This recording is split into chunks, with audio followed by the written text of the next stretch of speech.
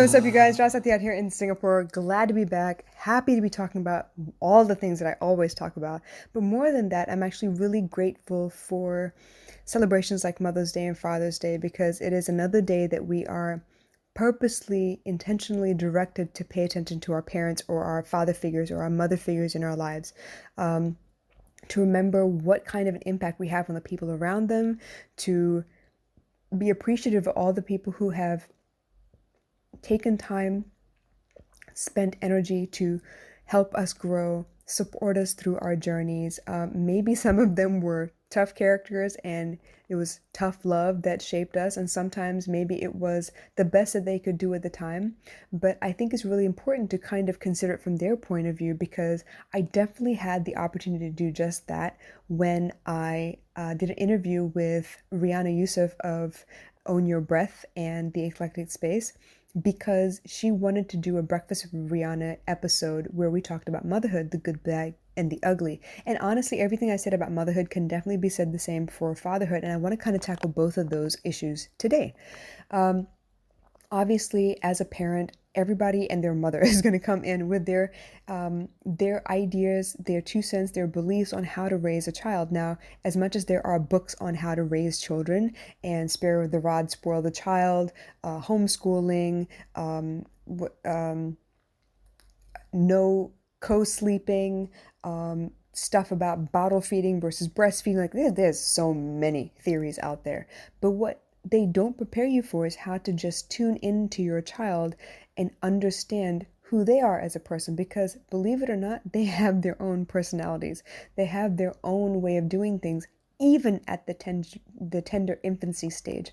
So as a mom, I know what I went through, and I can imagine what a father went through, but let me talk about the good, the bad, and the ugly from my point of view first. Honestly, I read every book that I could get my hands on as much as possible because I knew I wasn't going to have a whole lot of help and I wanted to be prepared because there's this tiny life in my hands all of a sudden, depending on me to make sure that they don't die, that they survive. And I was terrified because she was just so small and wriggly and I was just afraid I was going to drop her or smush her or something. And it's that panic and that fear that you're going to screw up your kid that kind of keeps you on the straight and narrow, whether you know it or not. There were so many times where I tried my level best to work while I was nursing in between her naps and stuff, and that wasn't the best possible way for me to raise her. But at the time, I hadn't yet figured out that when she's asleep, I should be sleeping so I could be well rested as well. But that also means that when she's awake, I don't get to do some of my work. So it was a big juggling act, I guess you could say, that I had to juggle the housework, having two teenage kids in the house, my husband coming home from work. Plus, I wasn't eligible for maternity leave, so I had to figure out how to work from home while she was asleep so that I could get the work done, as in, like, the numbers had to be in by a certain time, predictions, forecasts, all that stuff had to be in by a certain time. And my business that I was working for, Lumber Liquidators, was a 24-hour business. So it wasn't like it ever slept either. So I had to be on the ball with it. And it was a lot of data crunching, which luckily for me didn't take a lot of effort because I had the spreadsheet set up in such a fashion that the formulas were already there. I just had to plug in the numbers, which means I had to retrieve and make sure I put it in there properly and then send it off by a certain time. Not bad, but it was a lot of work.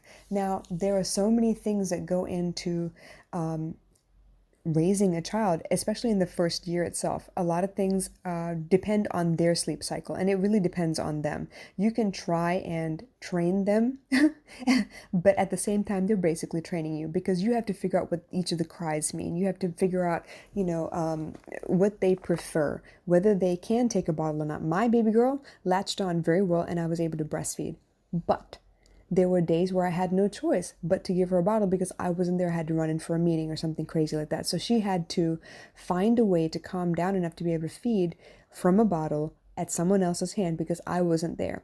And it wasn't like I could actually like pass on the knowledge by osmosis or something. Could you imagine? It would be so cool if you had hive brain for this, but I couldn't pass on the knowledge unless you asked me a specific question because I wouldn't know where to start to teach you about my kid. I just knew because it was innate. I had spent so much time with her. There were things like I had to deal with what my body was going through, not necessarily the shape and size of my body, but the way I felt, the hormones, the sleeplessness, the nausea, the dizziness sometimes, the weakness that I felt in my bones sometimes, and then how to replenish my body because she was feeding straight from me, right? So I had to make sure that I was strong enough that I could still produce the milk and she would get the nutrients she needed and I could still survive. I could still stand without being dizzy, low iron and all that stuff.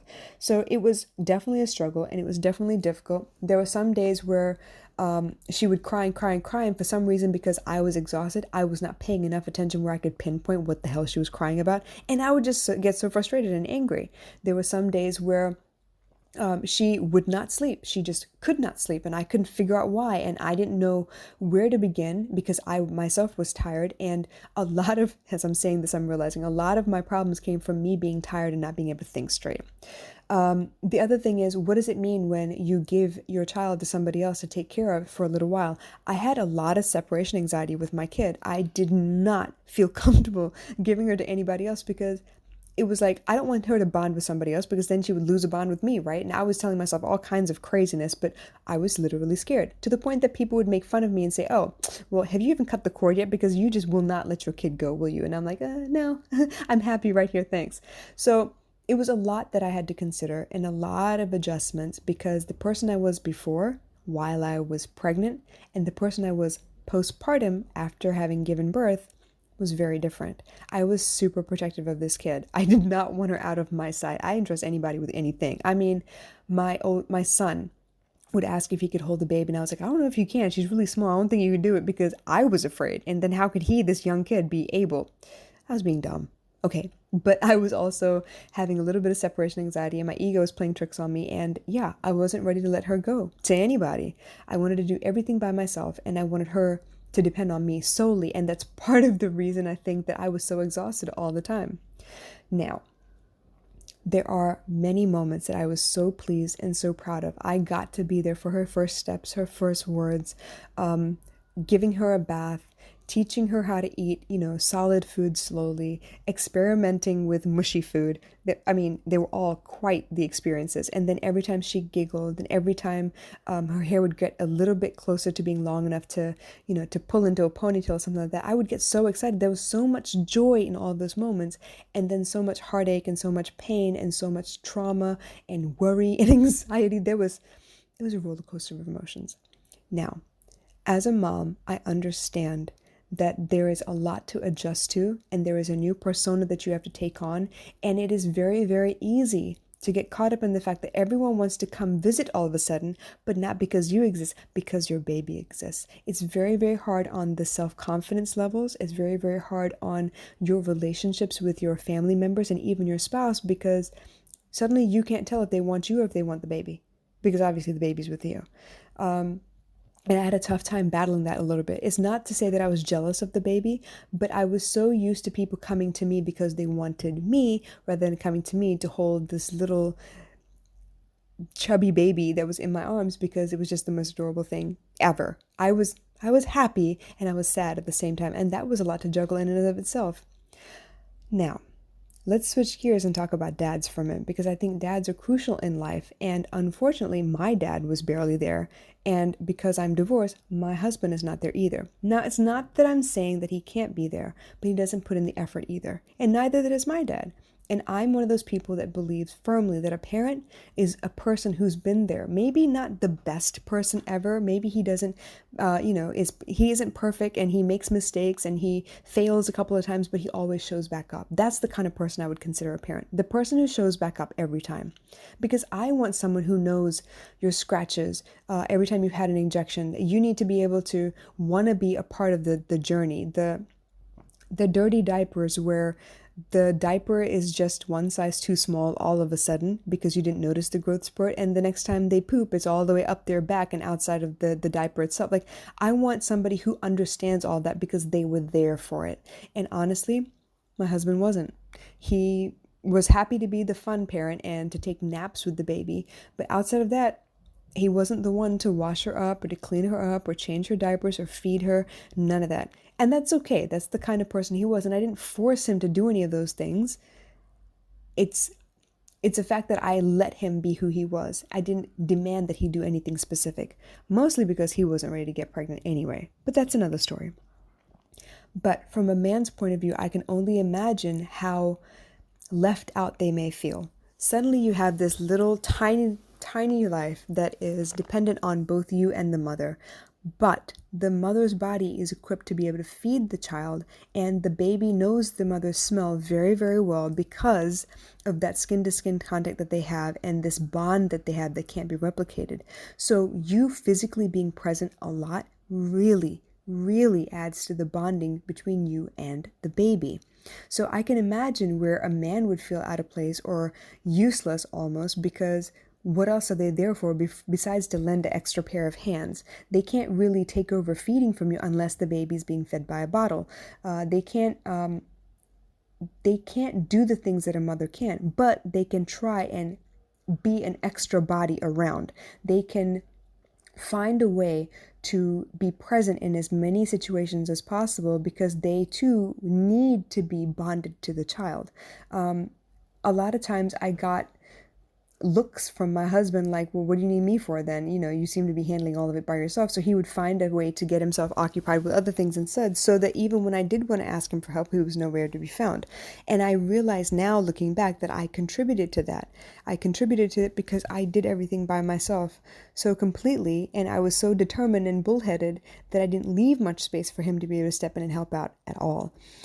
But I can only imagine what they go through, because they're the ones who are the protector. Outside of the mom who's the nurturer, they're the protector. They are the fun parent. I can't help it. They are the fun parent. And for the most part, kids get to do all the crazy, semi-dangerous stuff with their fathers because the father has this childlike ability to kind of let loose and be a child themselves around the kid. Whereas a mom, you can't really let loose too much because you have so many other things, so many plates spinning in the air that you have to make sure every one of them is well taken care of.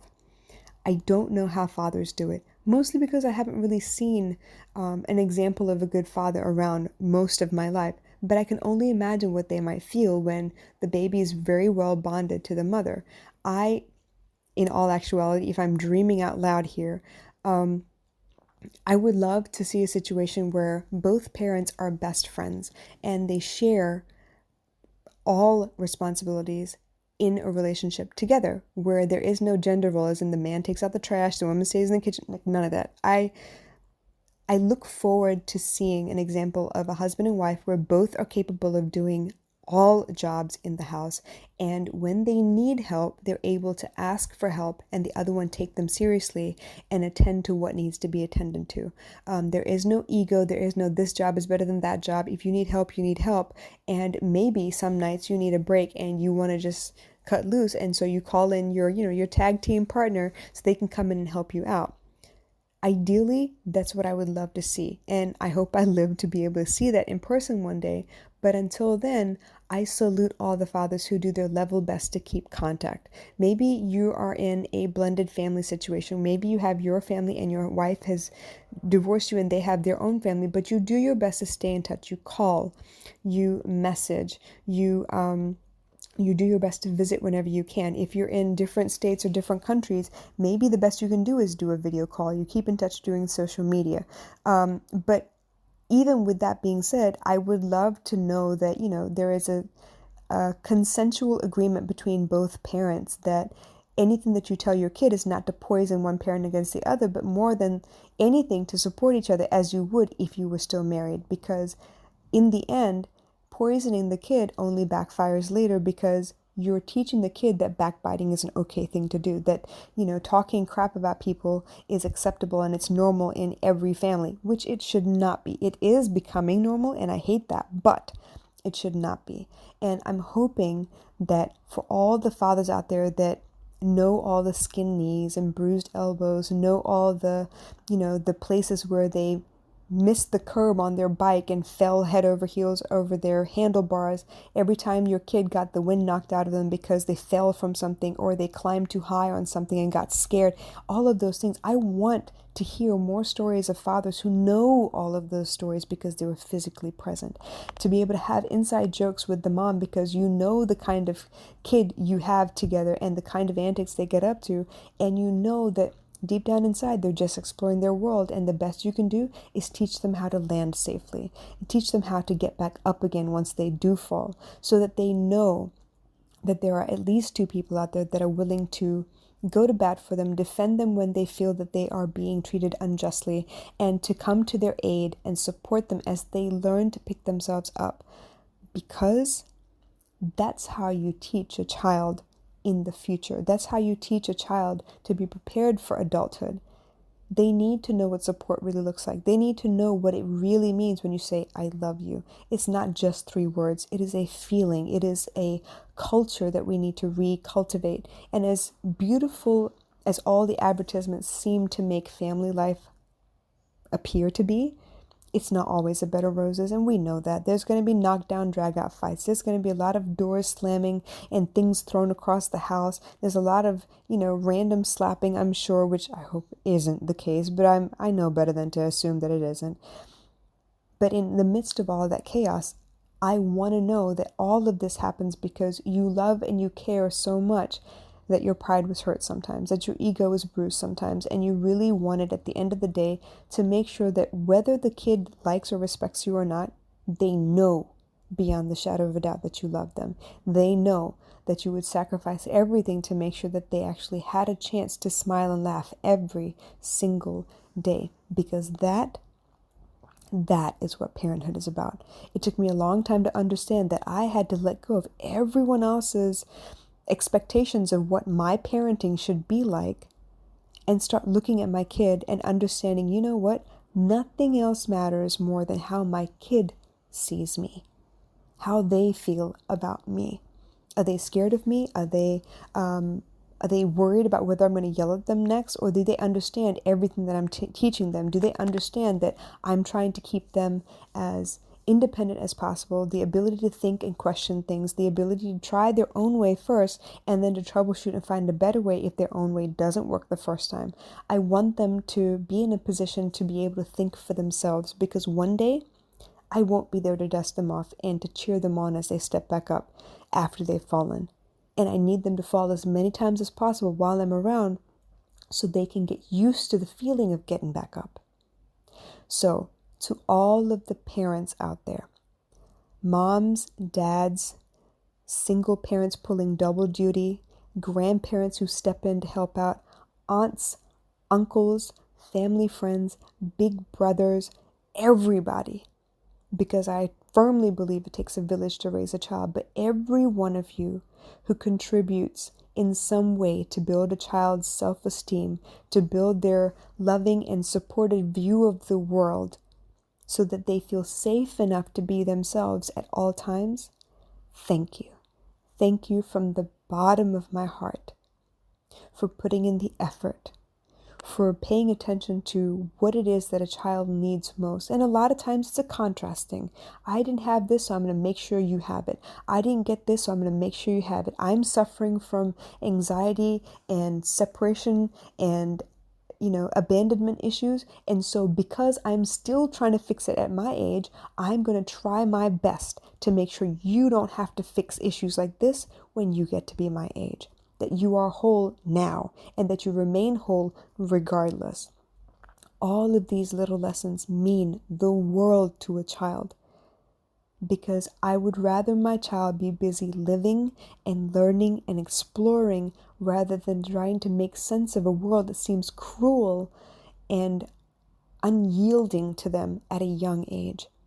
There will be plenty of time for that, and I hope that they can learn from my mistakes rather than to have to go through that fire themselves. So I thank you all from the bottom of my heart for being there through the good, the bad, and the ugly. Because the kids are our future, and what we pass down to them, they will pass on to their kids. So if you are hurt, if you are struggling with your relationship with your parents, the best thing you can do for the future generations, and that means little brothers and sisters too, young cousins, nieces, nephews, everybody. The best thing you can teach everybody else is how to stop that pain so you don't pass it to the next person. If you have any questions on how to do that, please DM me. If you have questions or concerns about anything I've said today, please leave it in the comments. And until the next time, please know that somebody's watching everything you do. And kids, they don't do what they're told. They do what they see. So it's in your best interest to heal for yourself, because once you're healed, you treat people differently. And that's what kids see and then copy. I love you guys. I'll catch you again soon. Bye.